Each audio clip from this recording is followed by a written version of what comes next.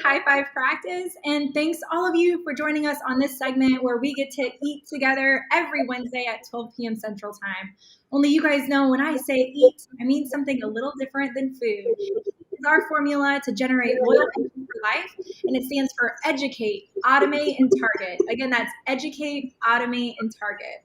But by all means, I know this is your lunch hour, so you guys can physically eat while I fill you up on some knowledge, all things dental. So today I have a very special guest, Olivia Wann. Hi, Olivia. Olivia, thanks for joining us today. You are with the law office of Olivia Wann and Associates, as well as Modern Practice Solutions. And we're going to be talking about OSHA and HIPAA violations and just making sure everybody stays safe. So again, thanks for joining me. And Olivia, if you want to go ahead and introduce yourself for anybody that doesn't know you. Yeah, so I've been in the dental profession forever. I worked for a dental dentist many years ago when I was younger. I worked 14 years for a general practice as an office manager and dental assistant. And I then went on back to school and earned a bachelor's degree in healthcare management, started my consulting company, and then went on to law school. So we do stay pretty busy, dedicated to the compliance areas of dental practices, which seem to be very complex, especially now during COVID. Week to week, we're getting updates. Yeah. And that's what's been so amazing. I love how we've been working with you for a very long time. Yeah. I feel like since the beginning that I started here, you've always been someone that we've worked with. And it's just so I love the way you inform your audience. You do exactly what we always tell people, right? By educating to your audience and letting them know all the updates in your newsletter and just keeping people, because to your point, it's changing constantly. And that only adds more to the confusion plot. Yes, right? Very much so. Yeah. So that being said, what are some common OSHA violations for practices to stay clear of, and especially during this time right now? We find that usually it has to do with documentation.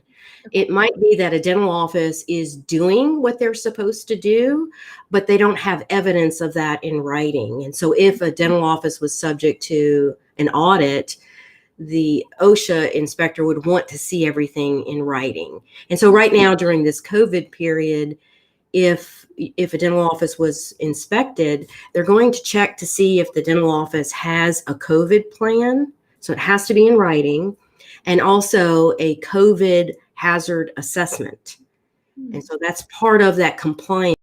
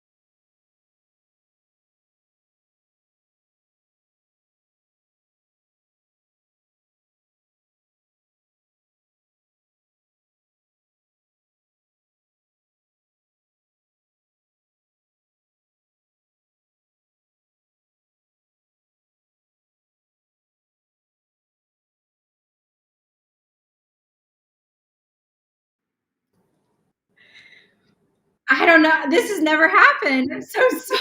Go, Abbey. You're like, oh no, I'm so sorry, but just cut out. Okay, so you were saying that they need to have it all in writing and have a compliance report of some sort. Yes. So explain that a little bit. Like, how would they start that? How does that? So let's start with the COVID plan. You must have a COVID plan in writing. So that details how you screen those who enter the facility, that you would not treat a patient that you're suspicious has COVID or confirmed COVID. It would detail appropriate personal protective equipment, cleaning and disinfection protocols, what happens if there's an exposure to COVID, quarantine, COVID vaccines, and basically goes through all those CDC recommendations, showing that the practice has adopted the recommendations. So even though CDC recommends guidance, OSHA looks to that as setting the standard.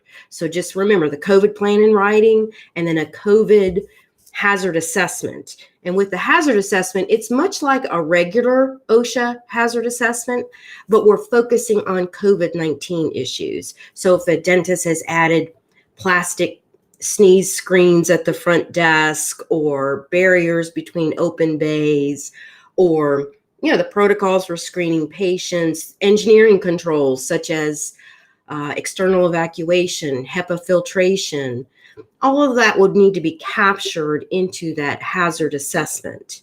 And then prior to being interrupted with our technology, make sure you have your other documentation in place too, such as that work exposure control plan, training rosters, safer device evaluations, because the documentation piece is really critical to prove that you're in compliance. And that seems to be the tricky part for dental practices. So is there some kind of resource, whether that's provided by OSHA or CDC, where people can get some kind of layout, or maybe even from you, some kind of direction where they can really outline that and have that as a guide?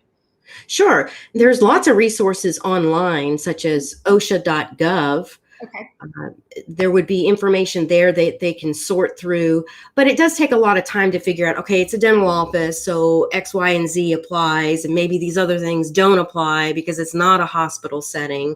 So we have to sort through that. And that's really what's kept me busy for the last 21 years, is trying to take a more simplified approach on what dental practices need to have in place. And I want to emphasize too, Abby, that OSHA passed what we call the ETS, which is the Emergency Temporary Standard for COVID exposure, occupational exposure.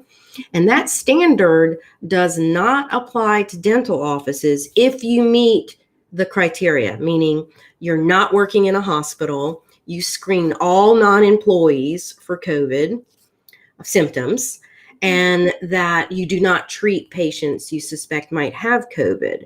So that would make you exempt to this new standard.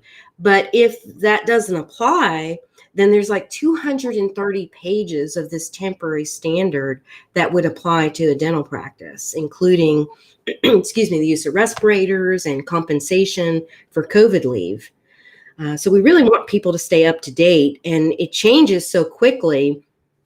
What I typically do is I go to the CDC's website and I check every week to make sure it's the latest information, just like we had an update July 27th. So even if you're vaccinated now, as of July 27th, if you're exposed to COVID, despite being vaccinated, you have to mask up and be tested. So there again, previously, if you were vaccinated against COVID, then in a public setting, you would not have to be masking. And so these changes have updated our protocols of what we need to have in place. And we have had some breakthrough COVID infections among those who have been vaccinated. So that's why CDC saw the need to implement some additional guidance. And that being said, too, it all seems like deja vu, right? It all seems like it's happening again. The Delta variant's out there. Yeah. There's a lot more mask mandates. There's even vaccine mandates for some companies out there. We learned a lot the first round. Is there anything that you would give a tip, or not to put you on the spot, a tip or some kind of advice for the second round? Like, hey, this is how you can stay ahead of it, especially with regulations changing so fast. Abby, I think the biggest thing is dental practices are confused because on a general public level, the states had lifted the mask mandates. Mm-hmm. So the state and your local county lifted mask mandates, but that didn't mean that it was lifted from dental offices. So we are still under CDC's dental settings guidance for COVID that's published December 4th. So we've never been relieved from wearing a mask on entering a dental office or having our admin people protected with source control for them as well as for others. And so we really need to get people back to that December 4th guidance to review it because it had never changed. And so now we're seeing this resurgence of the Delta variant. We should have remained in compliance all along. Now, as far as the vaccines are concerned, very interesting, Abby, that the state of California has issued an order that all healthcare workers must be vaccinated against COVID. And the only exemptions available is if you have a sincerely held religious belief or if you have a medical compromise, such as being pregnant. And so all of the dental practices in California are having to get into compliance. Now, what will happen in other states? We don't know. Now, what I'm encouraging people to consider is a voluntary program right now. And the reason being, since it is not mandatory, like in the state of Tennessee, if you implement a mandatory vaccine, we could run into some EEOC complaints. Yeah. Because mandatory means unless you meet those exceptions, you're going to lose your job. Right. Because it's not a remote option. Dental, you have to be in the office. Right. So if you have a mandatory program, that means people are going to be dismissed if they opt out of the vaccine. So what happens if a dentist is like, well, this particular dental assistant's not that good anyway, so I'll let that one go. Yeah. But I'm going to keep this dental assistant even though she opted out because she's a really hard worker. Yeah. Well, maybe the one you let go is 45 years old and they're going to claim that they were dismissed because of other reasons. So we're advocating that dental practices speak to an attorney versed in employment law before they implement a mandatory vaccine program. And other things to consider would be incentives. I know where my husband works, they offered incentive for the employees for their safety to be vaccinated, $240. So my husband was waving his vaccine card and said, guess how much this card is worth? So it was an incentive. Now, some people see it as, well, you're buying the employees to be vaccinated.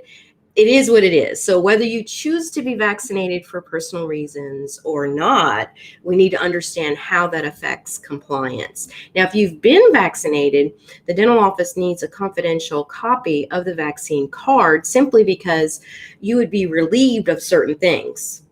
For example, quarantine. If you've been vaccinated, there's not quarantine. Although they're telling us to mask up, you're not quarantined for 14 days as was previous. Now, what will change next week? We have no idea. So that's why we started this newsletter, because we felt the need to update people. And if they want to hop on that newsletter, please email me so you can be on that list. Yeah, and I highly recommend being on that because everything being, and I'm typing in your email address right now, Olivia, everything, that just how frequent things are changing, you just need to be on top of what's going on, and you're doing so great at that because it's hard. It's also hard to know what sources are reliable, where to find research, what to look into. You don't even know what you're digging for half the time, right? You just need answers, and you need someone to just tell you. Olivia's been really amazing at that. I know for us at High Five, we're on your newsletter, so we're involved, and that allowed us to adapt with our campaigns, and knowing what we need to be communicating to the patients for the practices. So yes, and that's right. That email address, correct, Olivia? Yes. Okay, perfect. Yeah, that's super. Oh, it's so insightful. And it's crazy to think too how it just seems like we're going back into things, but it's not as stable as it was. It's still that same. We're all learning here through what is, as far as the pandemic, we're all learning how to adapt. We're all learning what to do, what we can and can't do, or should and shouldn't do, or yeah, you don't want to get sued, but you also want to take care of your team, and you just there's just so many moving parts. And then on top of that, just safety as a whole, right? Just to make sure we're safe physically as well. So what are common HR mistakes that you think should also be avoided? And I mean, COVID and just even in general, because you've been, and like you said, in dental practices from an assistant, now being able to talk about compliance, you speak on these, you consult, and you're a lawyer. Like there's just so many aspects that I just love picking your brain about all this. But Oh, sure. yeah. I think one of the things, Abby, where dentists fall short as managers is they are so busy that they fail to allocate the time to do performance reviews.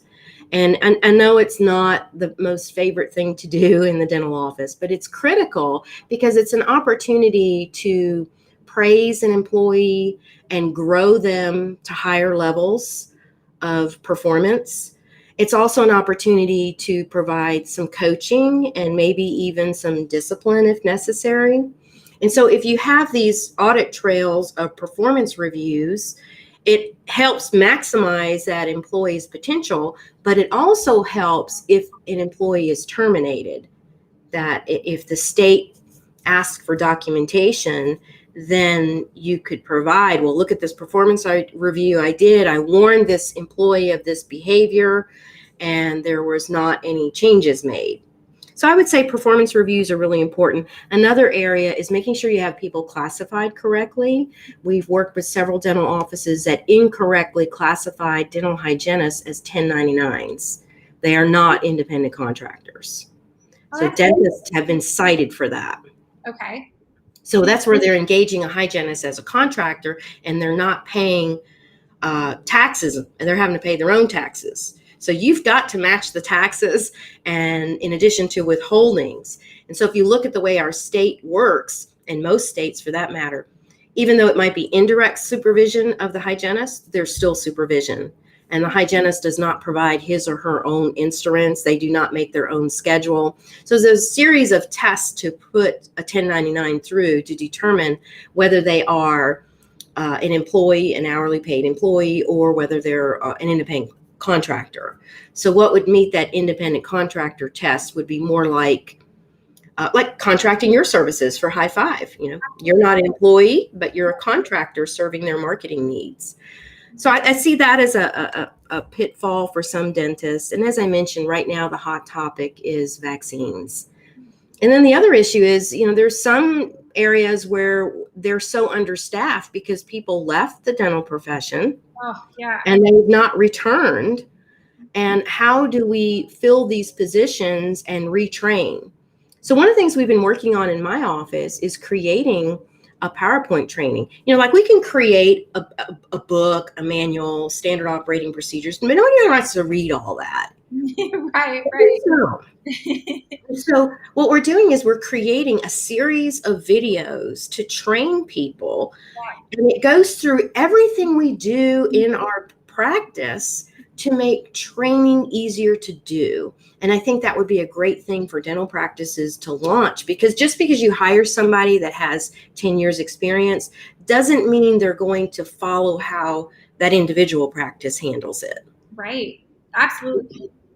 So you can control the quality by having, you know, some, and then the employee could not only review it as part of onboarding, but they could re-review it, go to a chapter on, you know, how do I handle emails? How do I handle a bad review, or whatever the subject matter is.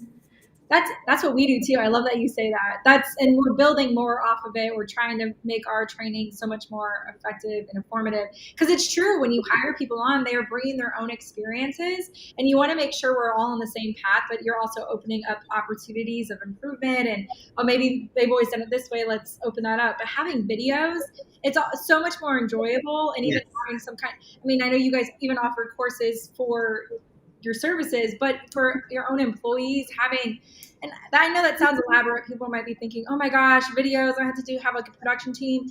Literally get Loom or Vidyard or some kind of screen share and just shoot it on your computer and just tell people, and you can write out a script, or it can be just like what we're doing. You're talking through something, or you're sharing your screen and you're showing, this is how we submit a DocuSign or submit a contract. And it's just simple, quick, bite-sized videos that really can keep everybody on board. And something we do too, Olivia, is we have Google Docs. And then so you have that documentation as well if people are better at reading and just like scanning things. And then we link the video there so they can click on the video and watch it, or they can also read through. But like you said, I've been here for 8 years. I still need to look back and be like, how do we do this again? I don't remember, but Yeah. having protocols in place just makes everybody better, and it just answers questions so people don't feel alone or overwhelmed, which is super beneficial. Because continuity is critical. Yeah. Everyone is doing it the same way. And years ago, when I was in college, we studied leadership in healthcare, but we looked at different organizations like McDonald's. How does McDonald's pull off quality when you have 16-year-olds working there? Right. And it's because it's very consistent. Everything is in the same place. And it's just repeat consistency so that you have all these moving parts going in the right direction. So likewise with our dental practices, we need to have all these systems defined so that they know how to handle these situations. Right. And you can't make it better if it's not consistent. Like if you're trying it over and over again, but there's 5 different people doing it 5 different ways, well, then how can you make it better? Because you're all doing it your own way. And that's not trainable. It's confusion. It's stubbornness, like, well, it's my way. It's like, no, but you're allowing that environment to happen, where if you train everybody the same way and then you open it up to, hey, I want to propose, especially like in those accountability meetings you were talking about, that's a one-on-one conversation you can be having to say, hey, I know we've always done it this way because it's documented and there's videos about it, but I propose a different way. And I think we should do it. I want to try it this way. Oh my gosh, you just gave them more control. They feel like they are an important asset to the team.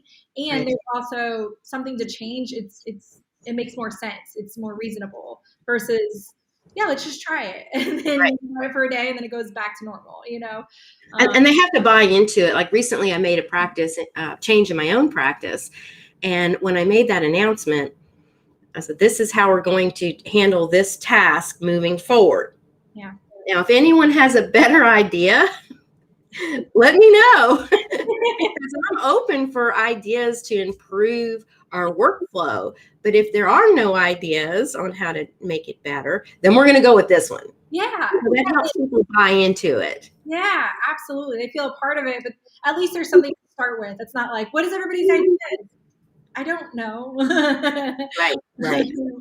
So it's having some kind of foundation as that leader to make sure that it's something to start off with. I love that though. And that's so interesting about the contractors.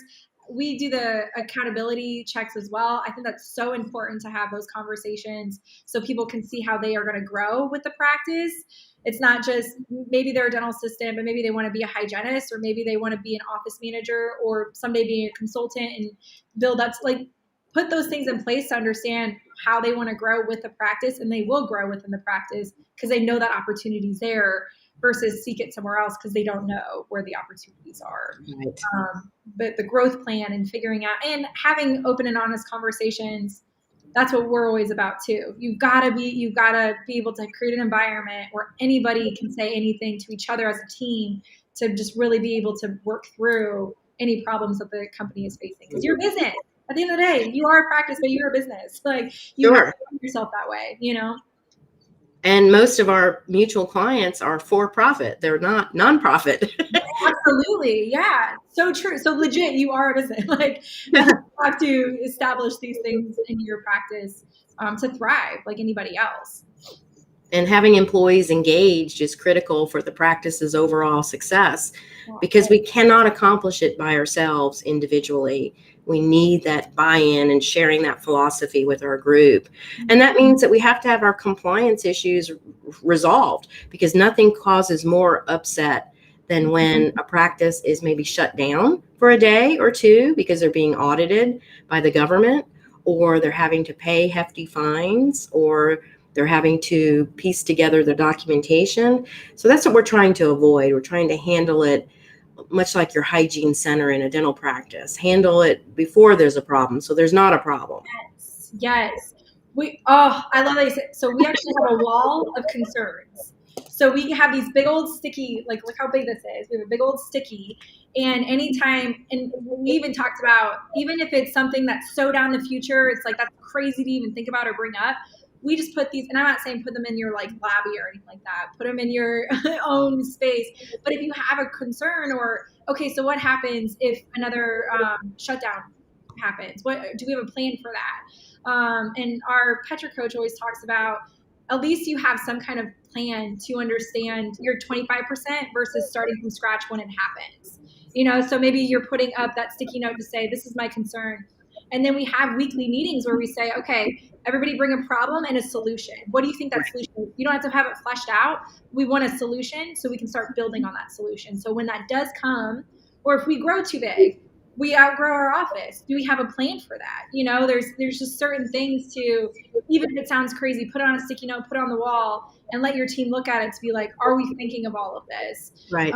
Is a great way to really get the team involved. And also, it's just awesome to be like, oh, we are thinking about all these things. We are proactive, and it's not overwhelming once it hits and there's chaos, and it's scary. Right. And everyone needs a voice. So even with my own practice, we do daily meetings as well as weekly meetings. And I strive really hard to give everyone an opportunity to speak, because some are shy, some are more forward, but everyone has ideas. And so before we conclude a meeting, I go through and ask each individual team member if they would like to share something. Whether it's a challenge or something that's going really well or a compliment from a dentist, but giving each person a voice in that practice to show they are part of that team. Yeah. Oh, I'm going to steal that. Does anybody have anything to share? I love that. That's such a great idea, because it's not pressure of asking a question, and because everybody has different personality traits, and sometimes when putting somebody on the spot, they don't act to that well, right? So it's just making sure that you're opening the floor, but also giving everyone a chance. I love that. Does anybody have anything to share? Gives them a chance to speak and have the floor, and it shows how valuable their input is. Yeah, absolutely. Absolutely. Well, I want to go over to HIPAA a little bit. Okay. Sure. Okay. So I know this is always what we're constantly working on with you is it's the digital age, which makes HIPAA just more scarier than ever, right? You just got to make sure you're compliant and so in this digital age, what tips do you provide to stay HIPAA compliant? Well, one of the things I wanted to mention, Abby, is that January 5th, the Safe Harbor rule was passed that updates the HITECH Act. So that means if there's a breach and you have to go through an audit, the audit, if you were following best practices for cybersecurity for small healthcare providers, the audit would not last as long, and the practice may not be subject to such hefty penalties or penalties at all. So in order to meet that threshold, you must have had policies and procedures in place 12 months prior to the incident. So we've been updating all of our active clients with our new 2021 HIPAA manual, because basically HIPAA and cybersecurity married January 5th. So you have to incorporate both into your businesses. And for a dental office, being a healthcare provider, there were different policies to incorporate and different concerns. And it's not just about having the policy, we have to have it in practice. For example, Abby, we are told not to use free email accounts. And I don't know how many times we still run into dental offices that just create a Gmail or a Yahoo or some kind of free account. It is not recommended. So if there's a breach and your office manager was using a free email account, well, then you are not following one of the best practices for a healthcare facility. Right. So there's numerous recommendations for a dental office, being a healthcare practice, to follow. And it's critical to get your HIPAA manuals updated, update your risk assessment, as well as your training. Another thing would be, the buzzword is building the human firewall. IT can address your firewall for your technology, but building that human firewall to prevent people clicking on a phishing email that would result in a data breach or ransomware attack.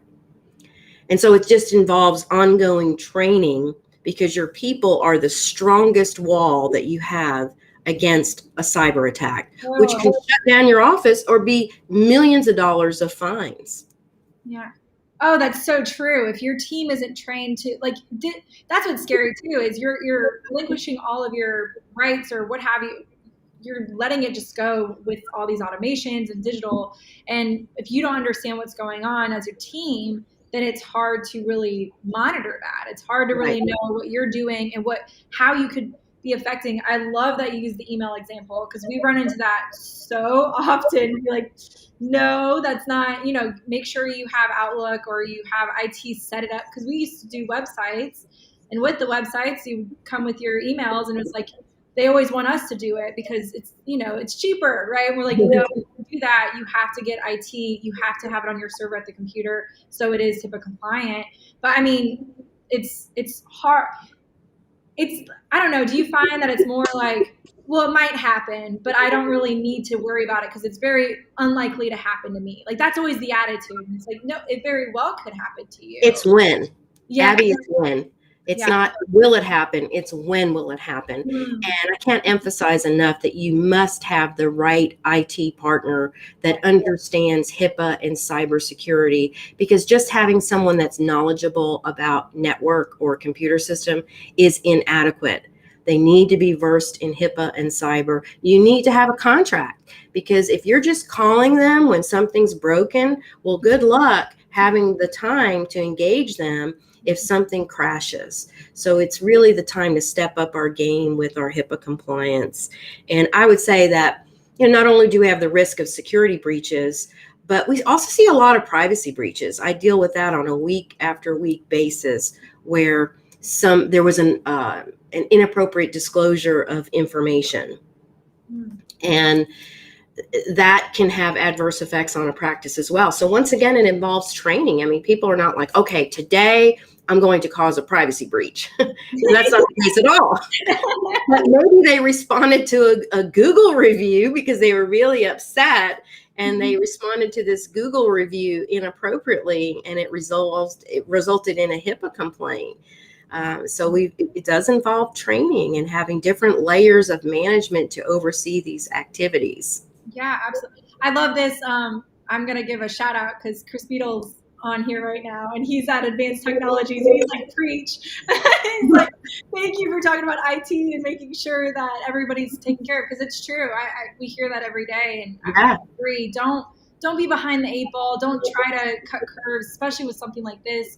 You're talking about making sure that you're secure, your patients are secure, and you just have to have a trusted partner to be taking care of you to prevent that. I mean, Olivia, how much are we talking about? If you get busted with that, I mean, how much money that you could be putting down just to pay an IT versus how much you could be penalized with? It's night and day. Well, we're seeing the HIPAA fines in the millions of dollars. And we're seeing OSHA fines. Recently, a dental office was cited $9,500 over an OSHA fine. A lot of dental offices can write a check for that, right? But how many dental offices could write a multi-million-dollar fine? Or they were subject to ransomware attack and they had to pay a ransom to get their data back. And so it has such a tremendous adverse effect on dental practices. So you need to have the right partners in place to be most successful, people that are knowledgeable about their individual areas that they practice in. So yes, shout out to Chris Beadle. He takes care of us. Yeah, absolutely. And it's even when I find, because we're always focused on the patient experience, you're losing trust in your patients if they find out, and it will get out, and they feel like you're not keeping their information safe and secure. You're losing that opportunity, that loss of trust. And you don't want to do that. Just like you sanitize your tools, do that too. It's sanitizing your system, like keep it safe, be preventative on everything. That's the biggest thing. Your clinicians, all you know is safety. And it's different. It's not any different when it comes to medical records and making sure you're compliant. And then it's one less thing to worry about, and having those protocols in place like you guys do. And that's it. You could have great marketing in place, but you can lose credibility over a breach. Recently, I had a dental office contact me that the patient had called them and said that their bank had reached out to the patient and said that their bank account was hacked, and they had traced it to this particular vendor. And this vendor was a third-party dental group. So think about the credibility shakeup when it's traced back to your office. And it's so the who are your third parties? Yeah, it's the bank telling me. I'm like, why did my doctor tell me this? I'm not hearing about it from them. So one of the things that we implemented this year, Abby, is that when we're doing a business associate agreement audit, we reach out to the identified group, whether it's an IT vendor or practice management company or whatever the case may be, and we send them the agreement. And I built it into the agreement now that the associate, the third party that accesses data is attesting that they have their own policies and procedures in place, that they have satisfied mandatory training, that they have conducted a risk assessment, because our data is vulnerable when they are accessing it. And if they're not HIPAA compliant or in compliance with cybersecurity best practices, then we're in a mess. Yeah. And so we need to be vetting out our business associates to make sure that they are in compliance. That is a responsibility of that dental practice. And it all takes time. I mean, it takes time to complete these processes. So when we're handling compliance for a dental office, we go through a series. Not only are we consulting and training and building policies, then we're having to figure out, okay, what part of this are you not doing? And helping them make changes. And it might involve a new IT provider or a third-party vendor. And then we're also having the IT group fill out a scope of duties, because we need to understand, are you contracting them for the level of services that you need, not what you want? Because what you want is like free or $29 a month. But what you need is a certain level of assistance that they might not be getting. Or we've heard doctors say, well, I thought my IT people were handling that, and they weren't. So with this scope of duties, we're vetting out what the IT provider is actually providing in the scope of their contract. Because some of these one-person shows out there, they're not even functioning with a contract. So we have no clue what they're doing. Right.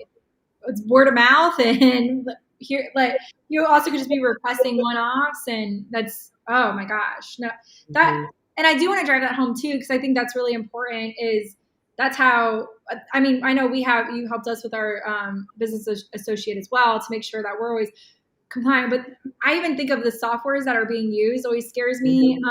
And this is a big thing that they're like, well, we have a list of patients in our management software. Can't we just pull that, send it to you guys, and then send it out on some free email thing? It's like, no, we cannot do that. You are handing off patient records to different avenues. First off, that's going through your Outlook or your Gmail into my Gmail, and no. Right. That's why we work in systems like NextHealth or RevenueWell or Lighthouse Solution Reach, because they are your secure data that we can pull remotely and also send out communications.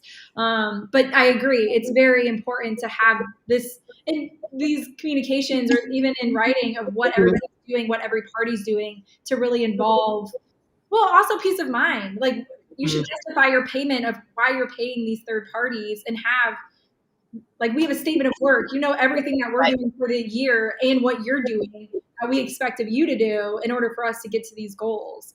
And that is so important. It's clear, like we said with your team earlier, it's clear transparency. It's the same with patients, same with clients. It's the same with making sure anybody that you work with for your practice has the same agreements. Exactly. Because it's so difficult to build credibility, and it can be lost overnight. Absolutely. And that's scary, especially when you've been working towards or building towards. And I find that a lot too with younger. I mean, I see it with older doctors too, but especially younger doctors that are learning so much, but they know how to do a lot of things digitally. They know how to, they were born into the digital age. They get it. They're like, oh, I can just do this. There's a reason there's companies out there that do it. It's because there's steps like this that you may not be aware of, that we have to protect yourself, that there's too many moving parts to try to understand it all on your own, while also being a dentist and a business owner, Yeah. And I advocate, just like for my own practice, I'm not going to learn how to do my marketing or website if that's something I can contract out. So with the dentist, what are you most productive at? Is it doing dentistry, or is it doing your own IT that might not be put together correctly? Right. So it's not to say that a dentist is not knowledgeable, but would you want to spend your time doing something that you can delegate? Yes. Well put. Spend your time wisely and efficiently. Yes. Well, that's super yeah. Did I interrupt you? No, I was going to say it's just like a handbook. I looked at a handbook the other day where people will try to write their own handbooks and they end up taking their practice out of compliance. I saw in a handbook where they had overtime incorrectly analyzed. They had jury service. I don't know what state they took it from, but it wasn't according to Tennessee law. So we want to be really careful that we are bringing in the experts to handle things for us, so we're not in good shape one day and then trying to save money, it puts us out of compliance the next day. And especially like we said with now, just how things are changing so fast. You just want experts doing it. That is not where you cut corners, is making sure that you're compliant or that your practice is safe. Like that just do not cut corners in that. And make sure you're saving your employees as well. You want to make sure that you're not being sued one day and everything you work for is taken from you like that. Right. It's just don't do it. Right. I'm sure for you to read through that, you're like, no. Right. And you want just like happy patients do not sue you. Happy employees do not sue you. Right. And they don't complain. And so we really want to keep them engaged and satisfied. And it involves a two-way street of employer and employee, keeping those lines of communication open. And if an employee feels like the practice is not in compliance, that makes the dental practice susceptible to a complaint. It's true. It's true. Well, we talked a little bit about new practice and old practice. I briefly said that. So I really want to drive home, because I don't know if there's any difference that you would give either tips to them, but if you could give any new or established practices tips to be successful and safe, what would you say? I would say for the startup practice is hit the ground running properly. And usually with a startup practice, there are budget concerns. They want to do everything, but they're like, well, I can't do OSHA, HIPAA, and HR. I only can do one thing at a time. That's fine. You can phase things, but make sure that you open the doors to your practice seeing patients in compliance. Because that's the most dreadful thing to occur, is that now there's a complaint and you're so new. So for new startup practices, you want to make sure that you set the foundation properly. And then for existing practices, it can be daunting to have so many changes that you have to make. And so we can set some timelines to say, okay, by next week, we're going to implement XYZ. By October, we will implement this. By January 2022, we will roll out this, so that we are reasonable in our approach to making changes. And sometimes it takes several months to work into those changes. And that's the big thing with the government. They want to see your work plans. So if you have a HIPAA risk assessment, for example, and there's multiple things that you did not do well on, what is your work plan to make those changes? Or let's say we did an OSHA inspection, a mock inspection of a dental office. We give them a work plan. So some things they can address immediately, but then there's some things that would take some time to modify. It's like a treatment plan. Right, exactly. Yeah. I love that. I love how it's phased. You don't have to do it all at the same time, but this is what's really important to start now, and it's building blocks. Exactly. And having been an office manager for so many years and assisting chairside, I relate to that. I relate to a treatment plan and putting the phases of dentistry. And I well remember back then, people would always want to fix the smile line first. Even if their posterior teeth were totally bombed out, root canal crowns, they always wanted to fix the front first. Of course. You gotta, that's funny. And that's probably what they're seeing too. Like, well, what's actually going to be seen? What's actually going to, people are going to understand as far as compliance, and what can I get away with? What can be kind of hidden behind the curtain? But I like that. I like that approach. That's brilliant. What about for established practices? Yeah, and that's where I was going with established practices, is we cannot introduce too much change all at one time. And so we just have to take a sequenced approach to implementing some of these changes and really have someone designated internally to stay on top. For example, designating that safety coordinator and choosing someone that is not only knowledgeable, but willing to look at the guidance week to week. So I'm part of a podcast group called the Compliance Divas, and we've had such a great time. We meet every Monday morning and we look at the guidance sheet to see what changes have happened so that collectively, the four of us, when we're educating our individual clients, that we're giving them the most current information. So if you can practice that process internally, who is checking to see what guidance has changed and making sure that you have current OSHA policies and HIPAA policies, and then making sure you practice them. Because what good is having written policies if you're not practicing it? So with the Compliance Divas, we do release our podcast every Wednesday, and we are touching on like the most common support calls that we are receiving week to week. And then we always publish our resources. So that saves people time and having to research the web, which can be like a rabbit hole. You've got the resources that we're giving you that you can jump right on those sites to see the information. See, that's what I love about you, is that like everything we preach, you guys do. Because I mean, our model goes with any industry, right? Yeah. What's so great about it is educating people and providing resources so they have somewhere to go to. And the compliancedivas.com, I put that up there.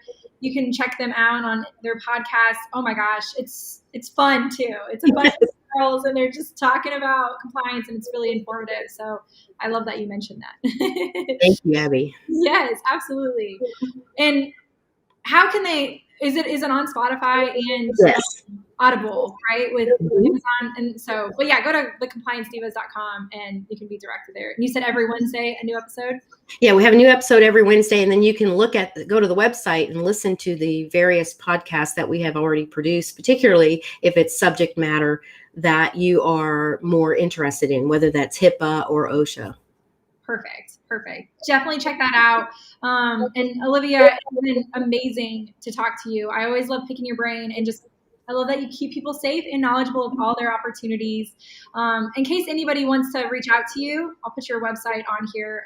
They can contact you, whether that's for if you have any questions as far as law, or if you want to, Modern Practice Solutions is also your company that you are a compliance consultant, as well as speaking. What don't you do, Well, we truly appreciate this opportunity. And I really want to celebrate you, Abbey. I've watched you grow professionally over the last 8 years. You are amazing. Oh my goodness. I appreciate your contributions to the dental industry. Oh my goodness, you're going to make me blush. Thank you. That's so sweet. And honestly, Olivia, you've been such a great mentor to me. So thank you for everything you've taught me. I know if we have any questions about how to keep these practices safe, we can always call you and point us in the right direction. So I'm going to throw it back at you. Thank you so much for joining me. And Olivia, I'll definitely have you back in the future. Yes. Anybody, if you guys have questions for Olivia or want to know more, please put that in the comments and I'll be happy to ask those next time we have her on. Or like we had before, visit her website, email her at olivia@oliviawann.com, and you can also contact her directly that way. Join me next week, everybody. I'm going to be with Eric Block. He is known as the stress-free dentist, which who knew? Stress-free dentist, right? So he's going to talk all about how to reduce the stress in your day-to-day lives. So we'll see you next Wednesday, 12 p.m. Central Time, right here on Facebook Live. Thanks again, Olivia. See ya. Bye, guys.